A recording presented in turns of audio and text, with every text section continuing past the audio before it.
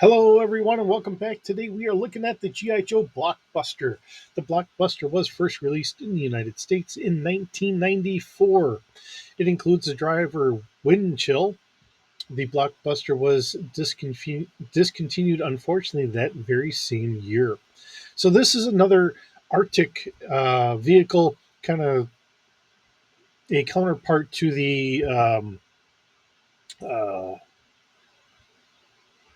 Snowcat. Huh, my mind's kind of throwing a blank here. All right, so we have pom pom cannons uh, and it shoots. We have a missile launcher in here as well. Um, Oddly enough, I mean it's an interesting vehicle. Unfortunately, it's kind of odd how they have this kind of set up here. All right, so as we look at the driver slash pilot Windchill version 2, I don't remember where we had seen the first version of them, but anyways, this is version 2 in green and white with a white hat. He was released exclusively with the Blockbuster in the 13 series 1994 as part of the Battle Corps subset. All right, and getting down to our pictures here.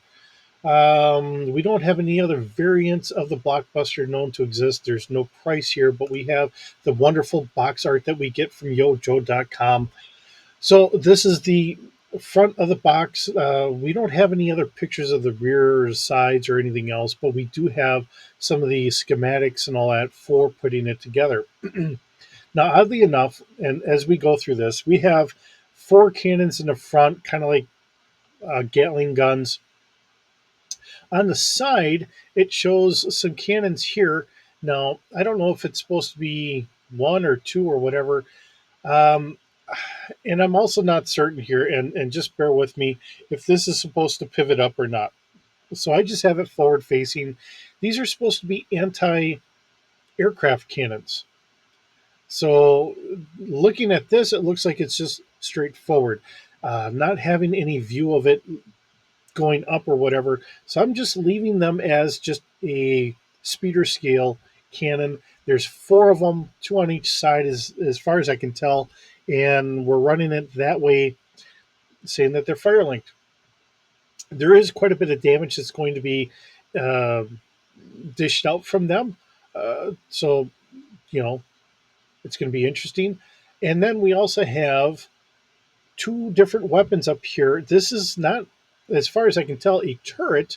These are forward facing, but we have a cannon at what's going to be Walker scale and a missile or rocket launcher, missile launcher, with 10 missiles.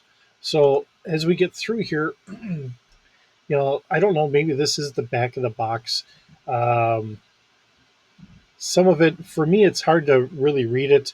But getting into our readout here, we have double fired pom pom cannons or double barreled, which is one. So um, maybe I need to redo that. But one side is the cannon, and then we have auto feeding 10-shot rocket chamber and a all-terrain tires. We have six of them. Anti-aircraft cannons. There's two of them.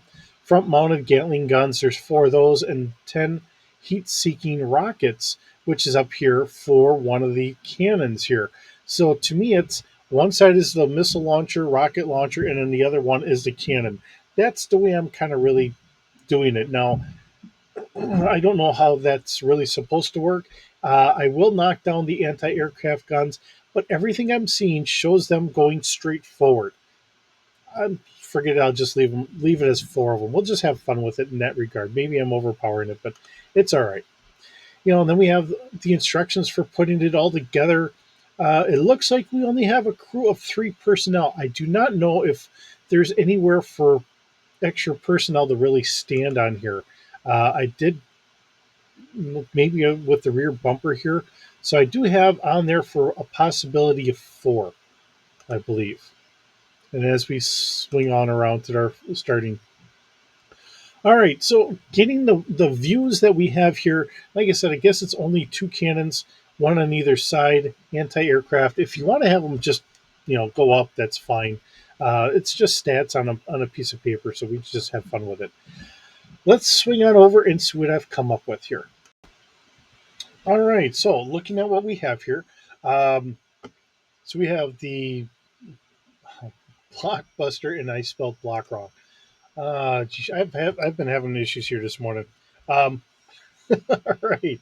So Blockbuster. Now, originally when I grabbed this, I took what was the Mud Buster was the machine that I had grabbed it all from, uh, and just started going through. So some of this is going to be similar, still at speeder scale. I took the length from a 20 to a 30-foot long.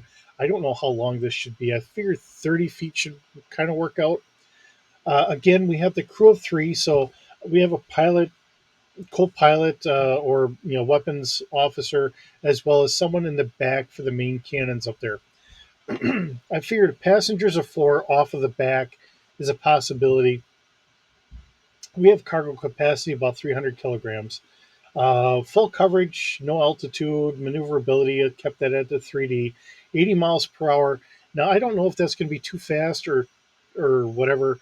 I left it in there. Now that's from the Mud Buster, playing it through there. The body strength, I put that up to a 3D plus one. The weapons, so we have 10 missiles, front firing, Walker scale, 4D fire control, and 7D damage. We also have the four heavy repeating blasters. This would be our anti-aircraft cannons. So if you do want them to tilt up or whatever, it's there. Um, they're at speed or scale. Fire control is 2D, and damage is 9D. Um, if it is anti-aircraft,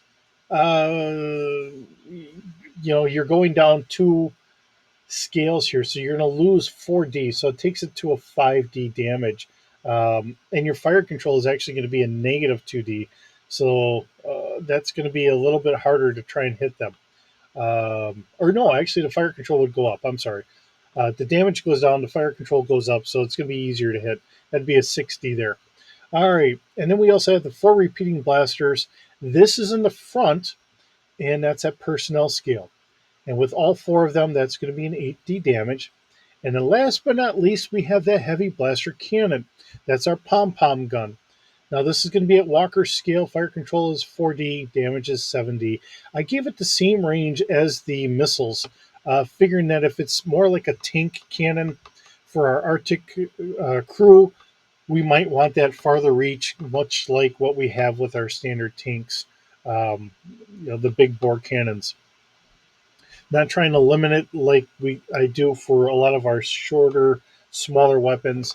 Again, if we want to do the anti-aircraft, we might almost want to try and give them something similar for the heavy repeating blasters for a range. Just wanting to throw that out there. If you're not concerned about the range, just leave it be. But just like I said, something to keep in mind as we go through this. I believe I might be a little backlogged on trying to put some of these stats up on uh, other posts and all that stuff. I'll have to double check that. I'm a little busy here in the mornings this week. I should have done it this last week because I was on vacation some. So I do apologize. I wasn't even thinking about it. Kind of dealing with some other issues there, but I'll have to keep an eye on it and then try and start getting some of these posted up so we're up to date on some of these. So if you're still grabbing these, we have them available for you. Um, and then go on from there. So, with that being said, thank you so very much for joining me today. It's wonderful having you here. It's always great to have you guys around. Hope you're doing well, and I will see you in the next video.